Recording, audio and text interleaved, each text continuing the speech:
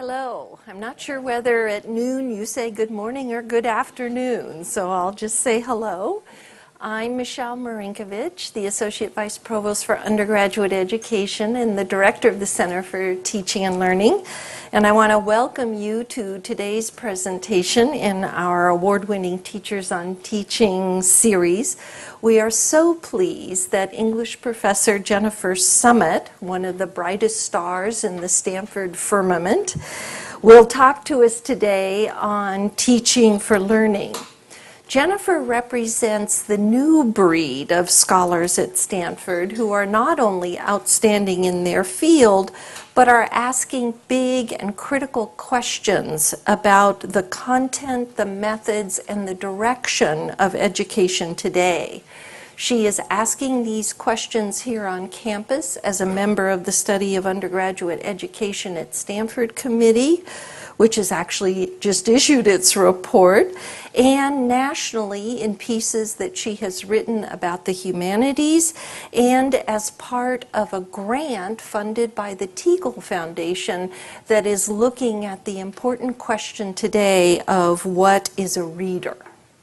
After receiving her bachelor's in English with highest honors from Vassar College in 1987, and then completing her PhD in English literature from Johns Hopkins University in 1995, Jennifer that same year came to Stanford as an assistant professor, focusing on the medieval and early modern period, and especially building bridges between those two.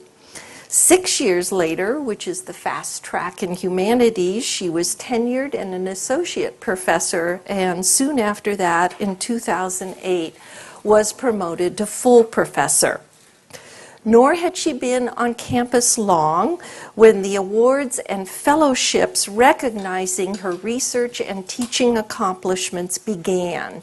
She won the H&S Dean's Award for Distinguished Teaching in 1998, a Stanford Humanities Fellowship in same year, a Dean's Fellowship in the Humanities in 1999, an NEH Fellowship in 2002, an ACLS Burkhardt Fellowship in 2004, a Society for Medieval Feminist Scholarship First Book Award in 2005, the Isabel McCaffrey Award from the International Spencer Society, also in 2005, a President's Fund for Innovation in the Humanities Award in 2007, that same year an award also from the Hoagland Fund for Innovations in Undergraduate Teaching, and another Hoagland Award in 2010.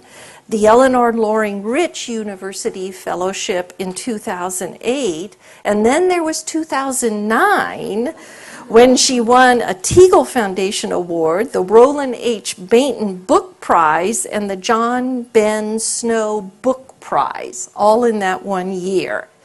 And lest you think she has given up on awards, last year she won the Collaborative Project Award from the Society for the Study of Early Modern Women.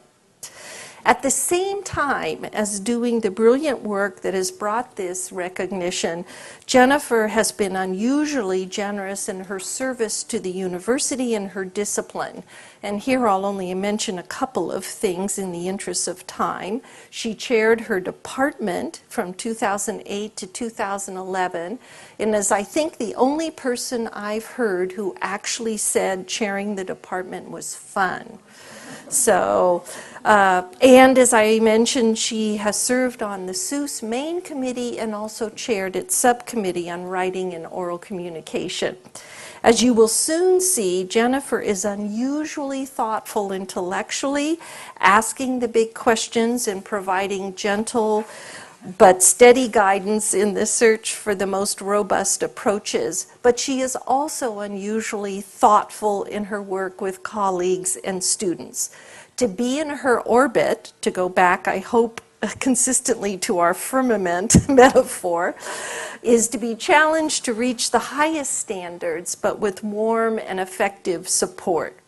Stanford is very fortunate to have her here on campus, a model of the synergizing collaboration among teaching, research, and service. And we are very fortunate to have her here to share her thoughts on teaching for learning. Professor Jennifer Summit.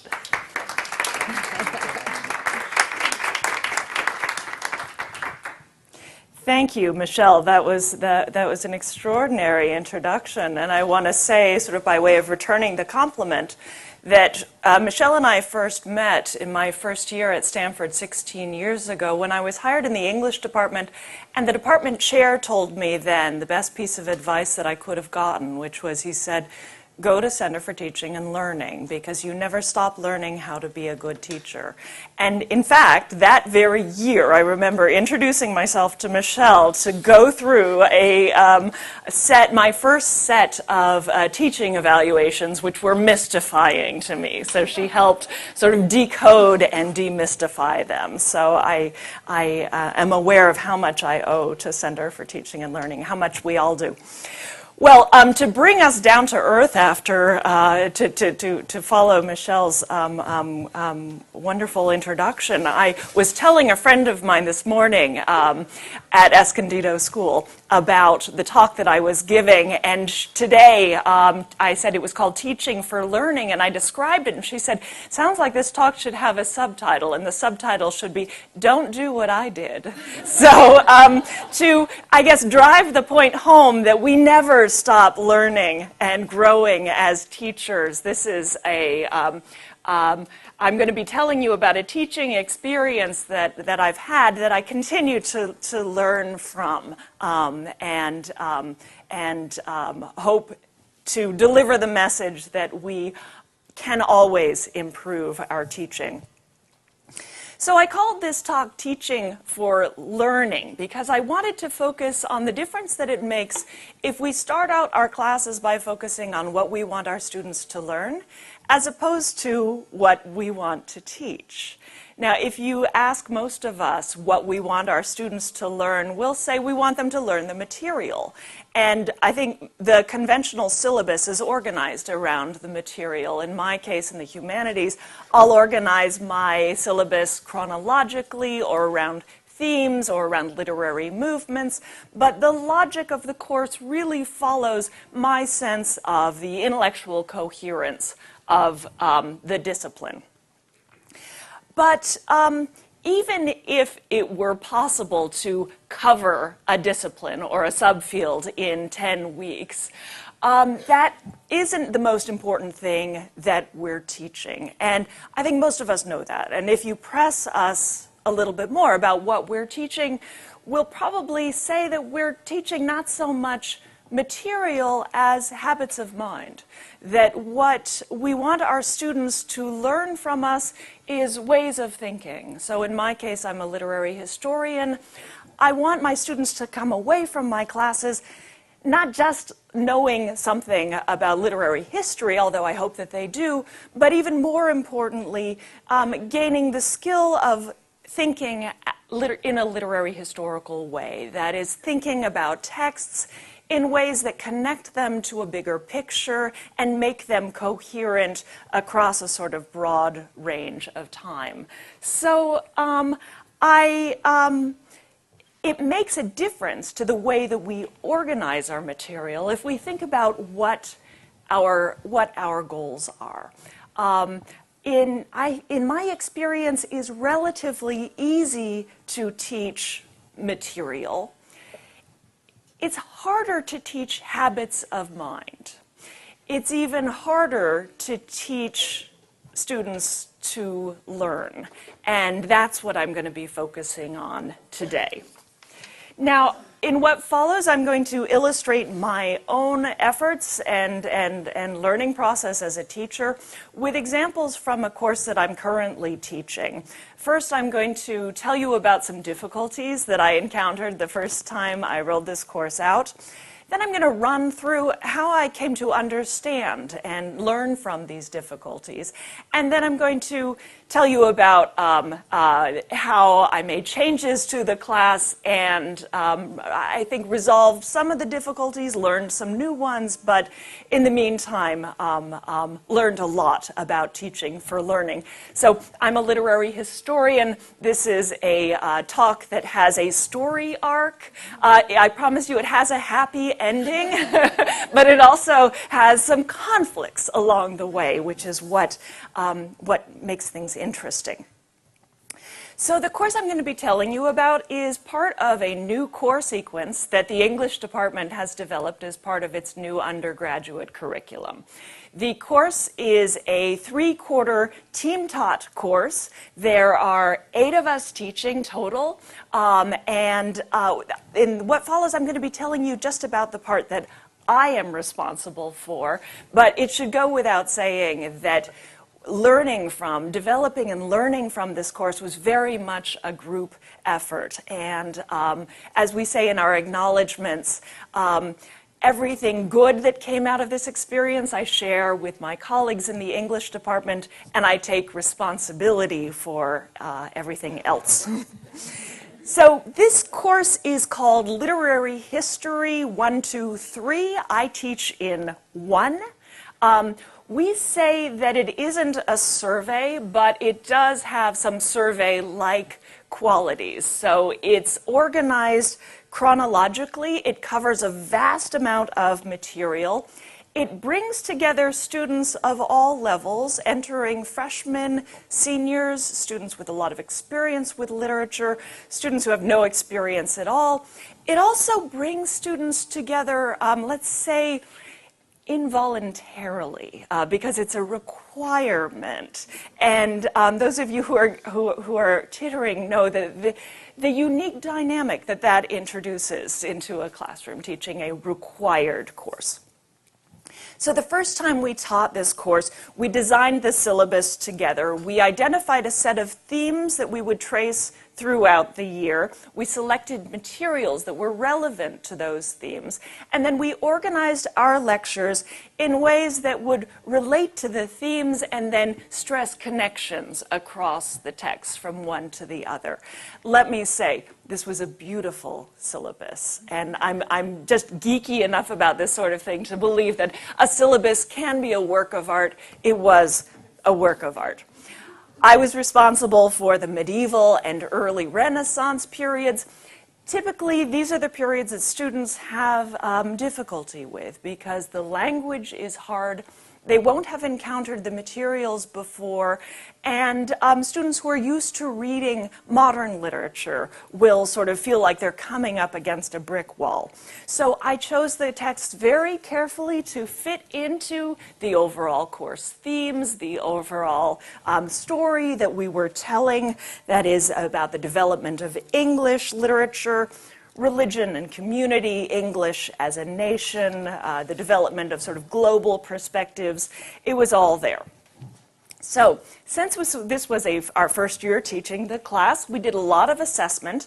At midterm, we surveyed the students thoroughly, and we found that the students were struggling to the point of despair. They complained about the amount of reading. They thought the grading on the papers was harsh and unfair, and they didn't know why they had to read early literature. So with the help of Marriott Denman at Center for Teaching and Learning, we decoded the response that we got from the students, and she helped us realize that the amount of reading that we were giving the students was actually quite mild. But they were finding it very difficult to read without help. So when they complained about amount, we were able to see that they were really complaining about difficulty. Our grading was actually extremely fair, but they didn't understand what our standards were. The early literature was essential to the class. but they didn't know why we had chosen it. So in other words, we were having a failure of learning that pointed back to a failure of communication. Our students didn't understand the aims and goals of the class, and then how the assignments and the materials related to those aims and goals. The syllabus may have been a work of art, and I believe that it was, but it didn't explain itself. It was not transparent to the students.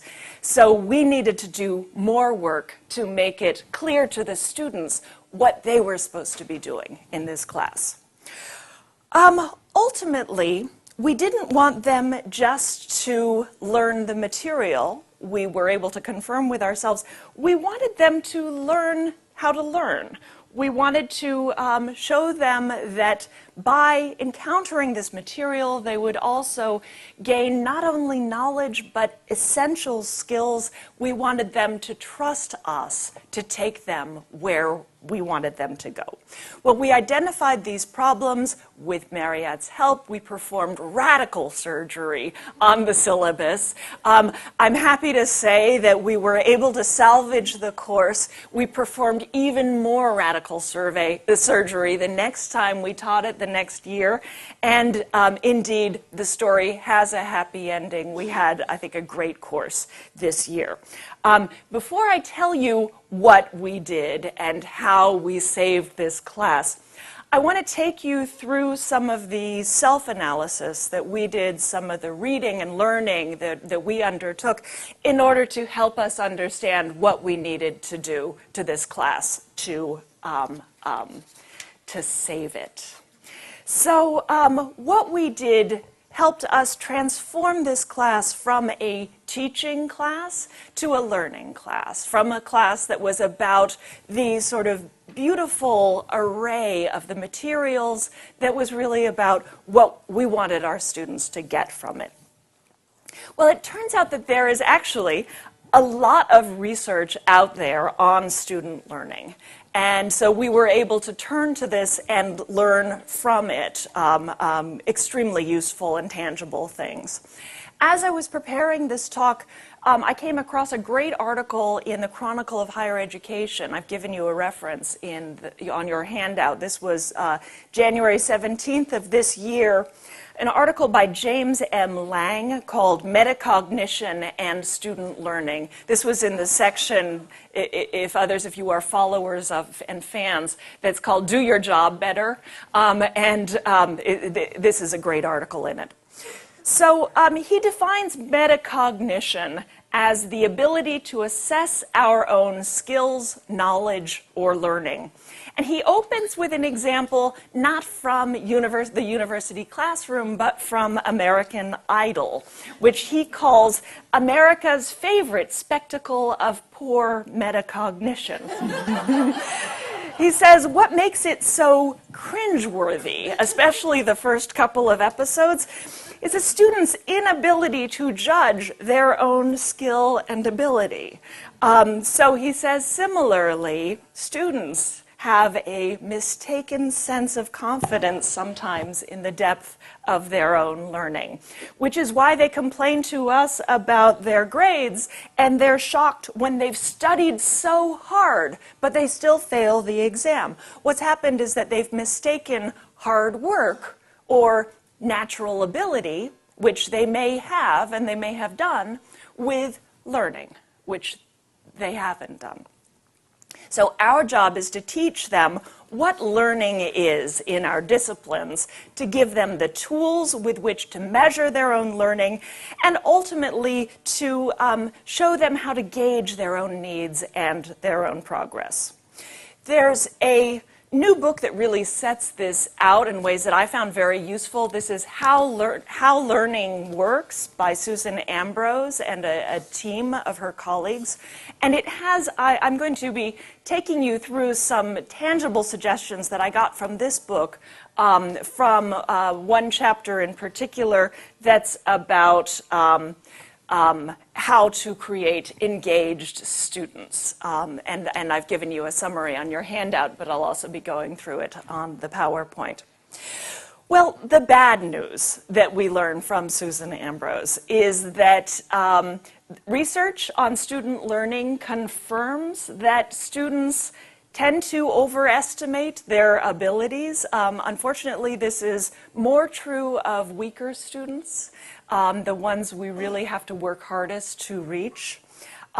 They spend an inadequate time preparing their work. This is true for those of us in disciplines where students write papers. Alas, they will sometimes write them distressingly close to the deadline. But apparently it's also true for disciplines like math or problem sets that they do not plan ahead. It turns out that novices spend less time planning than experts do. So that students who think, oh, I can do this, so I don't have to plan. Well, actually, students who are experts in the discipline will know, as will graduate students, how much time it takes to plan an assignment. It's the beginners who don't, because they've overestimated their ability. They also have a tendency to confuse ability with learning. This is something that we can learn from our colleague Carol Dweck in psychology, whose research shows that students who believe that intelligence is fixed they work less hard on their assignments, and they don't learn from their own experiences because they have a conception that what goes on in the classroom is sort of testing their natural ability, and there's nothing you can do to change that anyway. They also, this is distressing but maybe not surprising, they tend to ignore assignments, even when we spell them out with great care. So just putting an assignment on the syllabus doesn't mean that they've necessarily understood it or understood what we want. They also tend to use strategies that worked for them in high school rather than learning new strategies. And then they are distressed when they don't get the same grades that they got in high school. Now, this is not true of all of our students, but it's true of the students we should be focusing on. That is, the students who are having trouble, the students who are maybe the okay or slightly less than okay students, but who could be fantastic students if we were able to help them to a better frame of learning. Okay, so that's the bad news, but the good news is that they can learn. They can learn how to learn, and we can teach them how to learn. We can teach them skills for learning that will help them not only in our classes, but also in the rest of their classes. So in developing these skills, we can give them the ability to, number one, assess the task at hand realistically, to evaluate their own level of preparation and achievement, to plan their approach to assignments, to monitor their progress, to reflect on their success, or to adjust their approach when they're not achieving success. So how do we do this? Well, we do this by clarifying what we expect from them in terms of both knowledge and skills. By sharing what we don't want from them, we can give them concrete examples of writing that doesn't work. By creating frequent opportunities for evaluation and feedback, that is low stakes, outside of the high stakes exam or the paper. Just small ungraded quizzes or sort of opportunities for them to gauge and check in on how much they're learning or not. We can make our criteria for evaluating their work explicit, and we can also take students through the process of learning by breaking that process down into its component parts. There's been some really interesting research on teachers in my discipline, in literature, about how they put together their lectures and what they think lectures are doing. And if you ask many professors of literature how their students learn from lectures, they will say, I would have said, they learn because we model to them. We model what it is to put together an argument about a literary work. Well, it turns out that students do not learn from modeling at all. And if you actually interrogate them after a lecture and ask them, what have you learned? They'll tell you little factoids or little interesting anecdotes that were the most marginal to our point at all. It is truly distressing.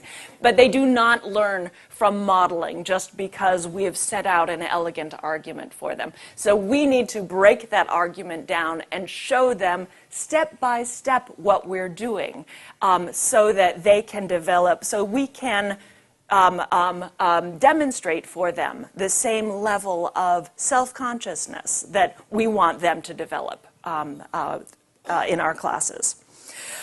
Okay, so back to the Ailing literary history class. What did we do? How did we apply these principles so that this story could have a happy ending?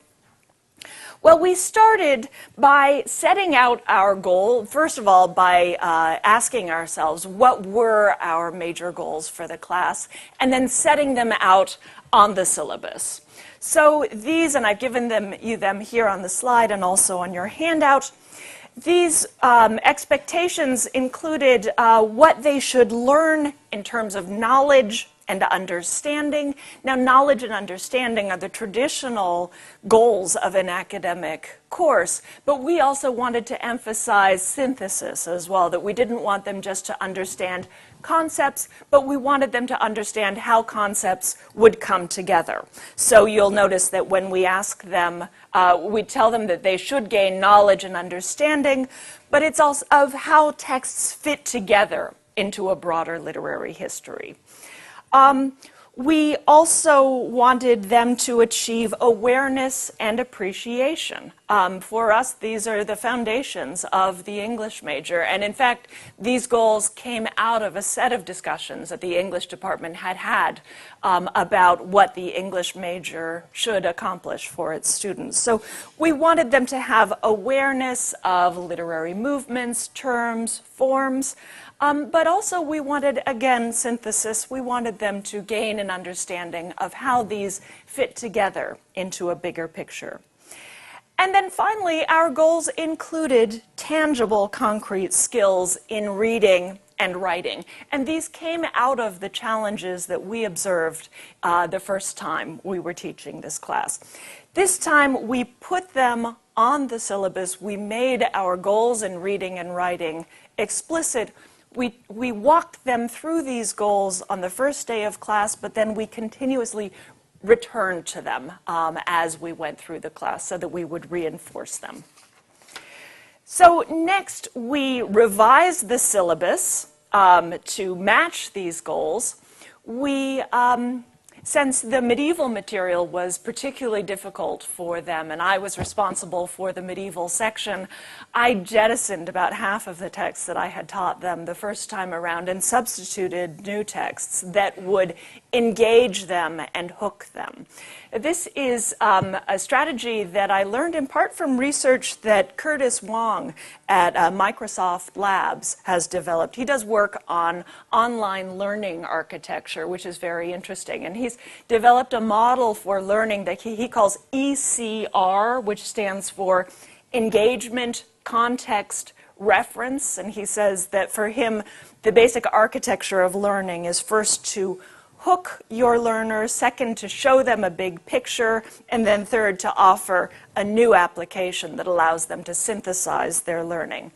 Well, I had something like this in mind when I recreated the medieval portion of the syllabus.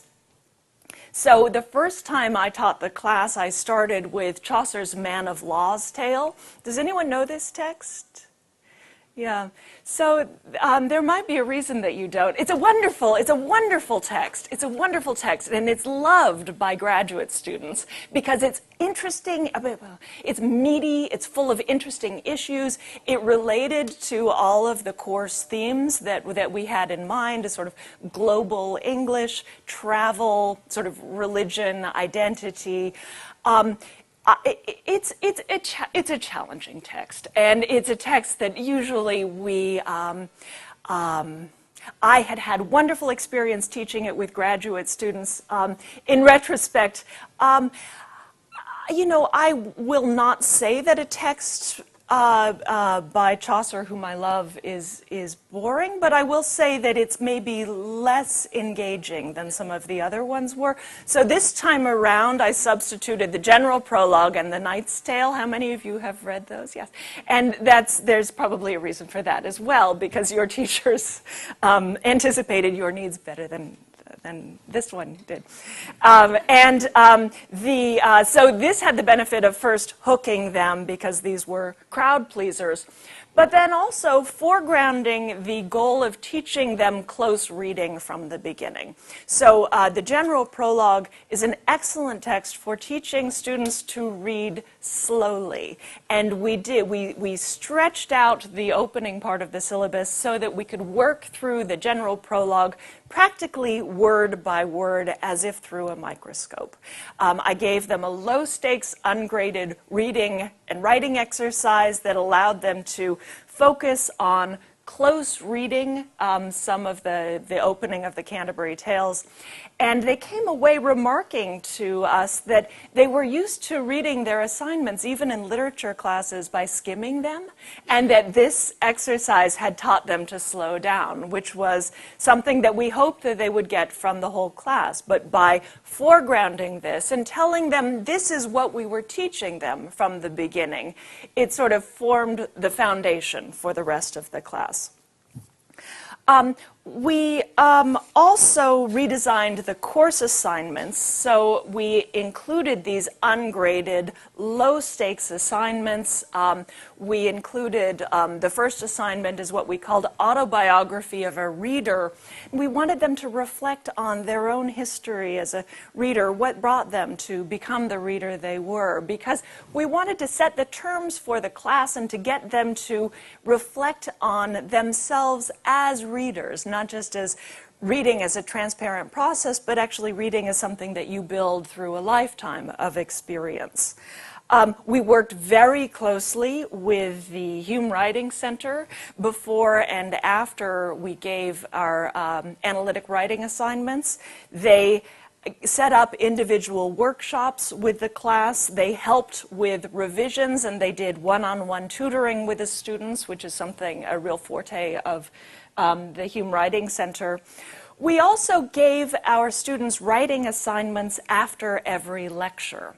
After every lecture, we would stop and hand out a sheet and ask them, okay, what was the most important thing you learned? What was the most interesting thing you learned? And what do you want to hear more about?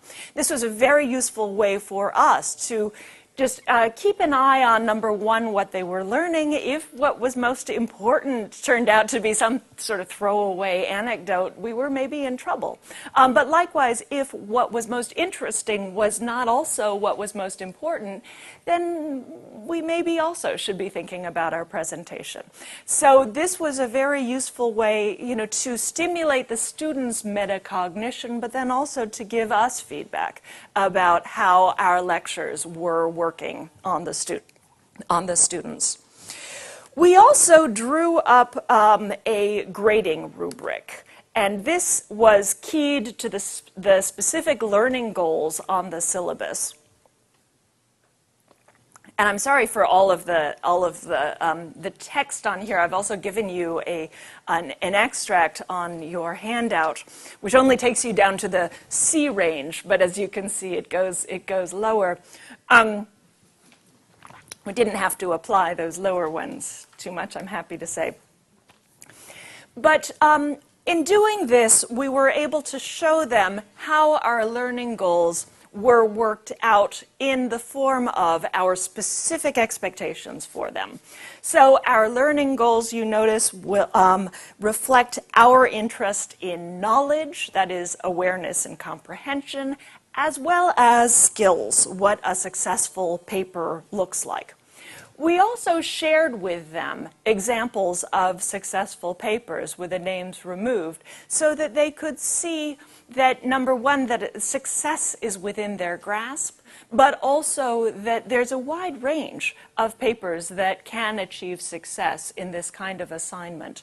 And that was a very useful exercise. We weren't quite sure about that, actually. I think we consulted with CTL before we shared those examples because we didn't want them to feel like there was a script that they should follow, but we came away feeling that if we gave them several examples, then that would actually be empowering to them, and indeed it was. That was a good thing to do.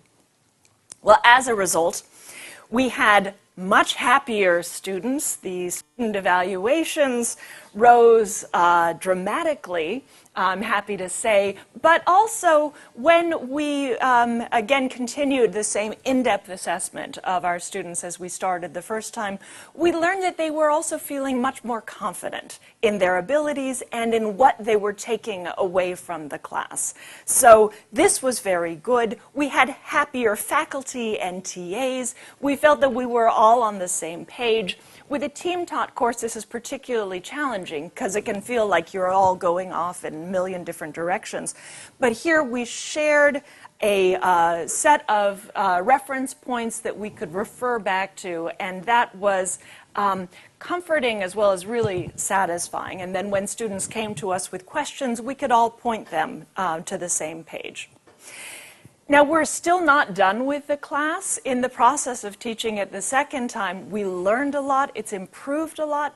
It's not done. There are some things that we would like to do next year, and we are actively planning those. Next year, we would like to focus specifically on student writing.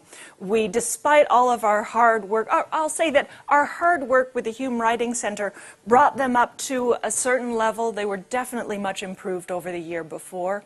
But we still also found that they were missing some key aspects of what we were looking for in an analytic essay.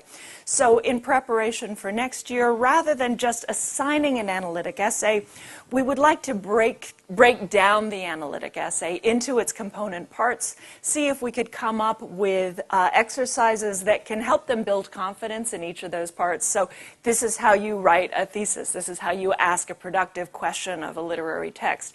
This is the difference between summary and analysis. This is how you, which is a big issue for a lot of students in the humanities.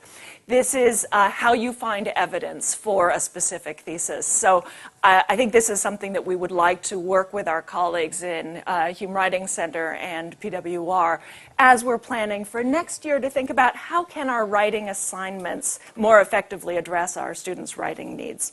So we would also, since it's a multi-term class, we'd like to build in portfolios. Students don't save their work. We're always distressed to find this out. But if we can create portfolios where they can gather their work from quarter to quarter, that will allow us to keep an eye on their progress, but also even more important for them to keep an eye on their progress, because I think it's extremely satisfying for them to get a sense of their own development that way.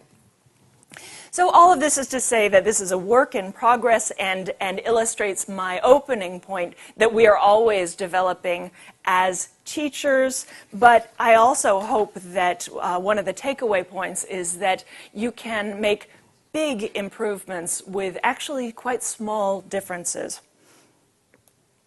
or with quite small changes.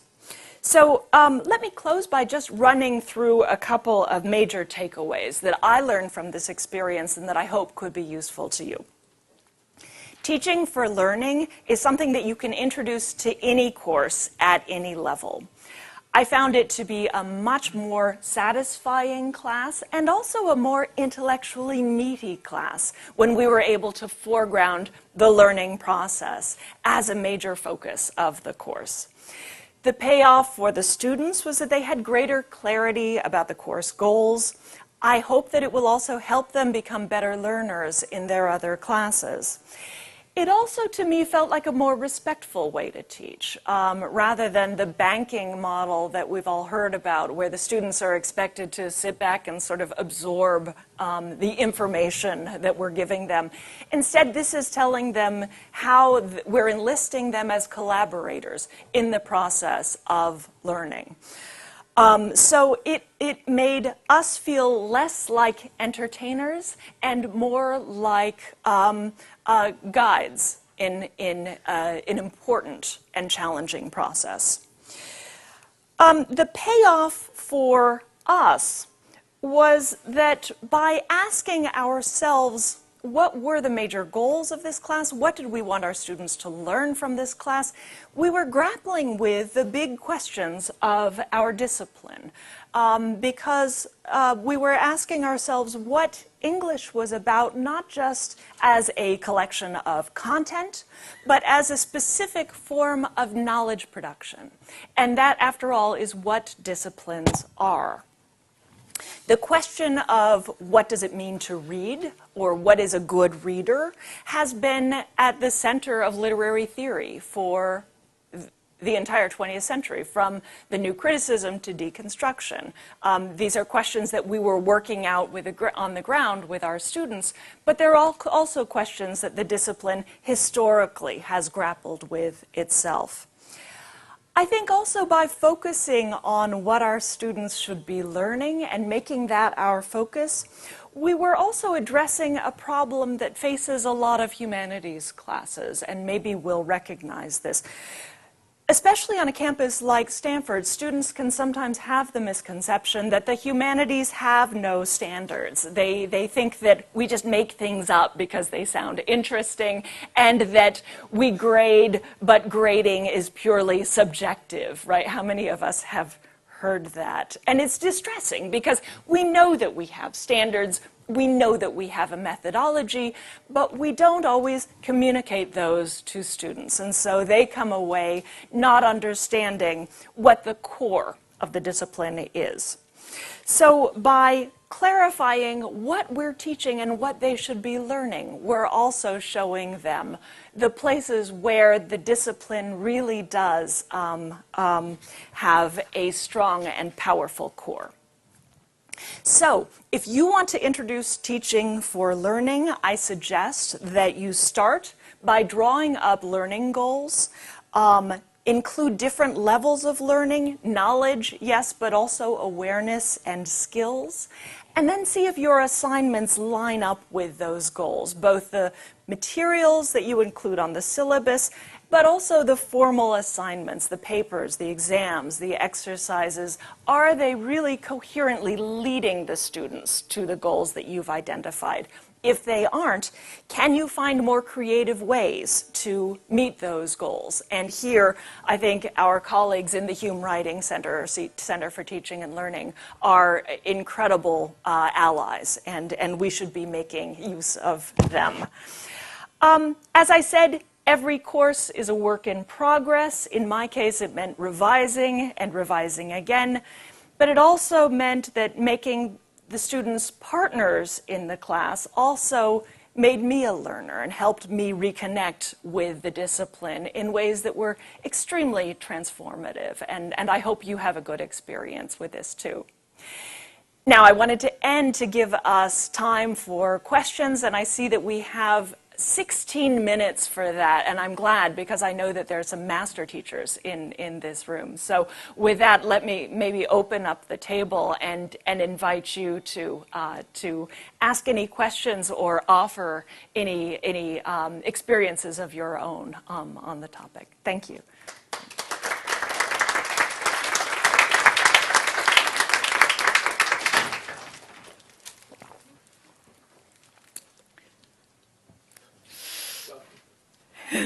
Yes, Jonathan. Okay, I was thinking I would be the second question, so this is a bit unformulated. But this transformation that you described, I mean, it just sounds like it was a win-win-win-win-win-win situation. Yeah. And what's interesting, I think, is that it's not only that, I mean, you've taken this class that you said, as you said, that was struck by the line, you had happy teachers and happy TAs. That it takes this image of the required class as this kind of drudgery that's the lowest level of intellectual work we do as teachers, that's the furthest away from engagement with the crucial questions of our discipline and so on. And you've talked about it as this transformative intellectual moment for you, and also that this tremendous experience that was transformative for you actually didn't involve changes that were that big. And I wondered how, and I think here we're all on board to hear this message, but I wondered if you've run into colleagues who were less receptive to that, and how you've talked to other people in the field who want to teach the way they were taught, or they want to think about their teaching and not about student learning. Or have you come across have you come across people that this is a hard sell? So, yeah, that's a really, really good question. I think I'll quote my colleague Sue McConnell here, that one of who put you on the spot. But one of the things that Sue said on the faculty senate floor was that nobody wants to be a bad teacher, and actually. I found this to be true, certainly here at Stanford, that there is such a strong and vibrant culture of teaching, but also that we take our teaching home with us, that it matters to us that we have a successful class. And part of that means constantly growing as teachers and not teaching the same class year after year. So I'll say that that I haven't actually encountered the difficulties that we encounter these stereotypes about higher education all the time now, that, faculty are more interested in their research than in their teaching. I guess, but I've never met anyone like that. And it would be hard for me to imagine, how do you teach a class like that? Oh, I'm teaching, but I'm really thinking about my research. Because in the end, what makes you a good teacher is that you're actively grappling with the very same questions that your students are. I will say that where there is a challenge is more around the ethos of teaching. That is, sort of, what are we trying to produce when we're teaching? Are we trying to produce students who are miniature graduate students? Or are we trying to produce students whom we can meet at the level where they are and then bring them up to the next level? I think that the coverage model, which we as a discipline are moving away from, but it's still a very, I told you about the beauty of the syllabus, that I think that it's a very compelling way to organize our material around coverage. And I think that we still, in a lot of ways, hold on to the idea that it's possible to organize our material on a coverage model. That is, you start in September, you end somewhere at the beginning of December, and somehow you have covered it, right? I think the reason to give up that model is not just that it's impossible, but also, although it is, it just is, but that that's not how students learn, and that the way that they will learn our material is by engaging with it, and we need to activate their engagement. So I think that on the basic question of inspiring faculty to teach for student learning, I don't know that I have met the faculty member who said, I'm not interested in student learning. I think where the differences come in are around the varying degrees of investment in the coverage model. And there are, I say this as somebody who teaches in the early periods, the medieval and Renaissance, which, in a lot of ways are the soonest to be jettisoned from a comprehensive coverage model, right? But I think that we have other and better cases to make for our fields and for our disciplines than simply you need to plug it in because it produces part of a comprehensive coverage. Sue. Jennifer, that was just such a beautiful story, and the way that you wove together general concepts that I think apply to all of us with your specific experiences to illustrate them was just so effective and really powerful. I'm interested actually in the conceptualization that what you went through was a win-win experience, because I suspect that there were some pretty important compromises. There were some things that were lost in order to make the time and the space to engage the students more fully and to enable them to be, enable yourselves to be more explicit about teaching and learning. And I was wondering if you could talk a little bit about what those compromises were and how you as a faculty, have you sort of reallocated them into other parts of the curriculum, or have you just accepted that there are some losses? Yeah, that's a really, really good and important question. So I would say the specific losses that we encountered in the second time around with this syllabus, substituting the knight's tale for the man of law's tale, yeah, I'm not sure it's a great loss, although I urge you to read the Man of Law's Tale sometime, because it actually is.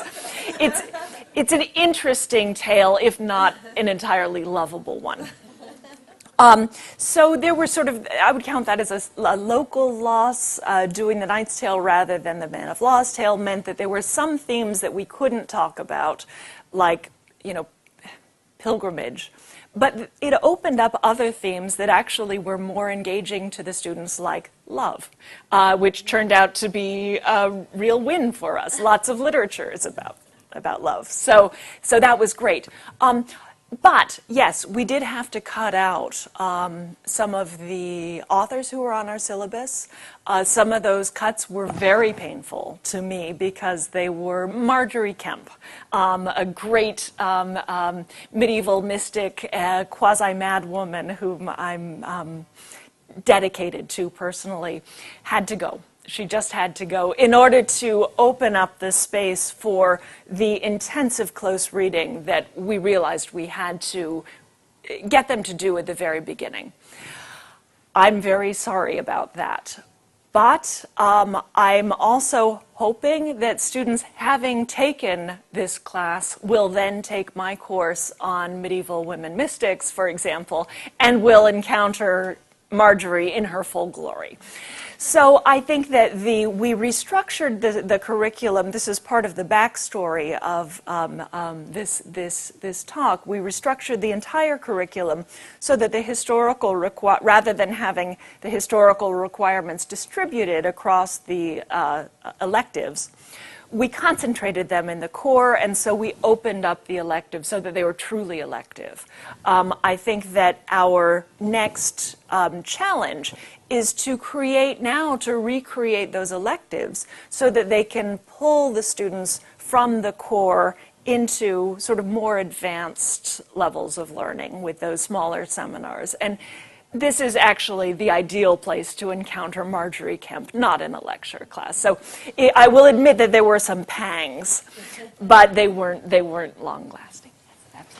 Jennifer, that was a great talk. Thank you so much. I wanted to say that I took something away really valuable that I've been struggling with, and that's the distinction between knowledge that's being gained and skills that are being gained. And I'm currently working on a syllabus for a brand new class I'm teaching in the spring. It's anthropology, urban studies, that's my area, and I often have students ask me questions I think it's so bizarre, when they have a paper due, they'll say, well, does grammar count, or, like, this is an anthropology class, do I actually have to write well, as if it's not really, as if it's not part of the learning process, and we go to the writing center and we talk about the fact that, well, yes, indeed, you need to be able to communicate your thoughts, but you gave me the idea, why not put it on the syllabus to say, not only are you gaining anthropological knowledge, this is a course about the history of cities in developing countries. Okay, you're going to gain this knowledge, but you also need to develop these skills in this class. That was really useful. I don't know why I had never thought to put it on the syllabus, because then, in fact, they would be disappointed when they were graded down for not communicating their ideas well, the actual writing structure in the paper or whatnot. So thank you for that. I found that to be really useful. We should all help them to see that it's foundational. Fantastic. The skills building is foundational. I think also this is an opportunity too. I'm so glad that you asked about writing. This is an opportunity to really explain to them what the expectations of good writing in your discipline are, because I think when they ask us about grammar, they think that there's sort of one kind of good writing, or they think of writing as like the frosting on the cake that you sort of slap on, right? And so we need to be able to show them that different disciplines have different expectations. So, for example, here I've taken us back to the writing skills.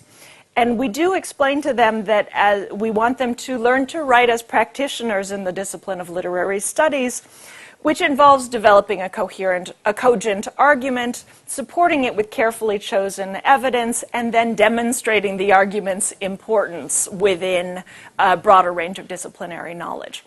I think different disciplines will have different criteria for what counts as clear and effective communication in that discipline. And this is our chance to really articulate what those are. And it's very interesting to do that, because then I think it opens up to us the question of, are our assignments asking them to produce the kind of work that will satisfy our own expectations?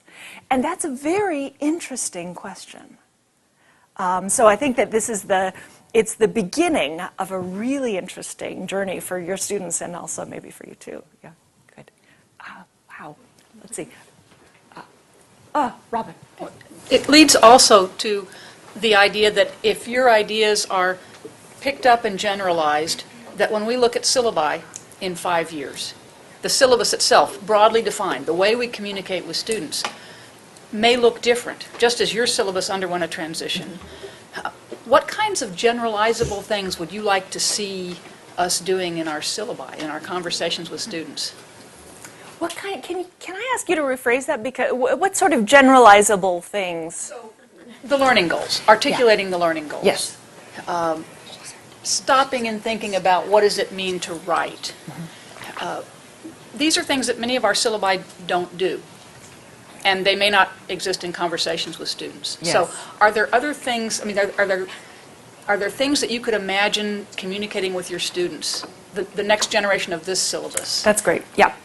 So thank you for clarifying, because I wanted to be sure that I was following this important question. We've been focusing on the syllabus and what should be on the syllabus. I am interested and perplexed by the fact that students don't actually read syllabi. And so I think that having said that my old syllabus was a work of art, which is true, it was also maybe an artifact from the past, right? Because I don't think that they do read syllabi. They don't know how to read them in the way that we do, right? But also they don't... we put something on the syllabus, and then the students ask us, and we say, it was on the syllabus. Well, they don't know because they don't read the syllabi, right? So I guess I'm wondering, are there more effective ways to structure a class and to communicate our goals other than maybe on top of the syllabus? I mean, the online syllabus is a challenge to which I don't think we've entirely risen, because we have a separate section for if you take a print syllabus and then you transfer it onto an online version. We have the section they can click on, which could have the course goals, but I'm not sure that they are necessarily doing that. I think they're going to the calendar and seeing what's due, possibly the next day. So are there better and other ways that we could, conceive what a syllabus could look like? I mean, this is a question I would love to give to Curtis Wong, whom I cited earlier, people who are really thinking about learning architecture. A lot of talk about what happens within the individual class, like the lecture, is the lecture dead, is the lecture not dead? But what about the syllabus as the organizing principle of the course? What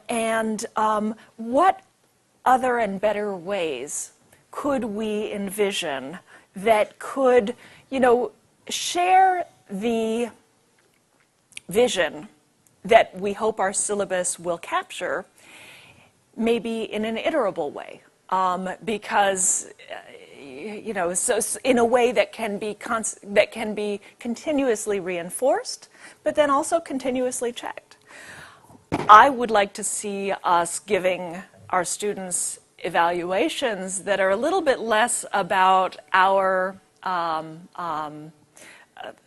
talents as performers and more about learning goals, so that if we could give students an evaluation that was really a self-evaluation about how much have you learned in the following areas, and customize those to the goals of the class. That would be something I would love to see. But as far as the syllabus goes, that's a really interesting question. I think that's one that we still have to catch up with. Michelle? Just a word on syllabi.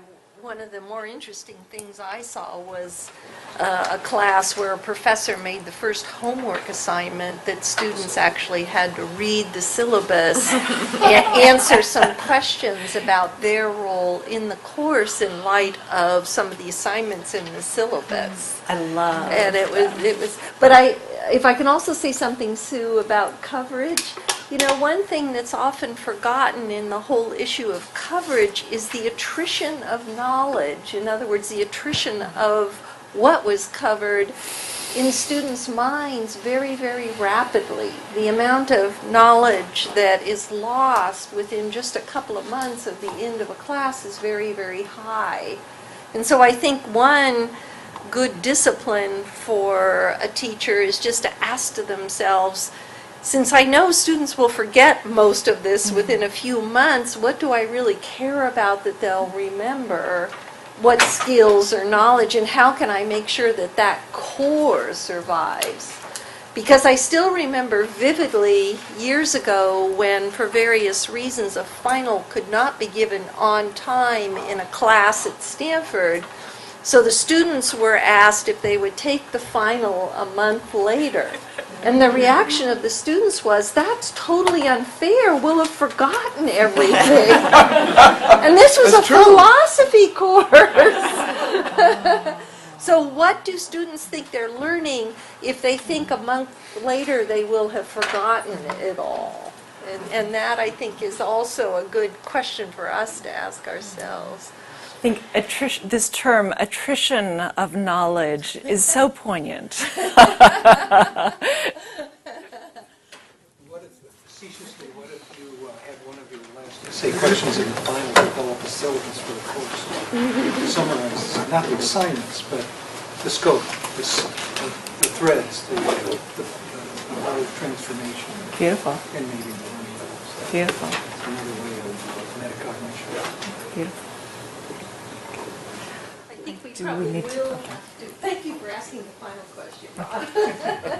So we thank you again so much. This was wonderful. Professor Suffolk.